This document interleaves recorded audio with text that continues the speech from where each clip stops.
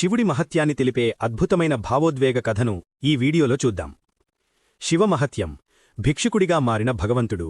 వనమాళి అనే భక్తుడు ఉండేవాడు. ఇతను ప్రతిరోజూ శివలింగానికి పూజ చేసిన తర్వాతే భిక్షాటన చేసి జీవించేవాడు. వనమాళి యొక్క శ్రమ. వనమాళి నిరుపేద అయినా అతనికి దైవం పట్ల అపారమైన ప్రేమ ఉండేది.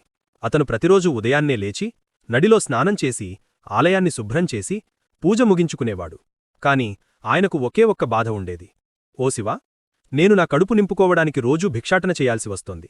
దీనివల్ల నాకు చాలా అలసట కలుగుతోంది. నీకు సరిగ్గా సేవ చేయడానికి, ఎక్కువ సమయం ధ్యానం చేయడానికి కూడా శక్తి ఉండట్లేదు. అతను పడిన శ్రమ మరియు నిస్సహాయతను చూసి శివుడికి చాలా బాధ కలిగింది. శివుడి రూపం మార్పు. ఒకరోజు ఉదయం వనమాళి భిక్షాటనకు వెళుతుండగా ఒక అపరిచితుడు ఎదురయ్యాడు. అతను కటిక దరిద్రుడిలా మురికి బట్టలతో వంటిపై బూడిదతో ఉన్నాడు.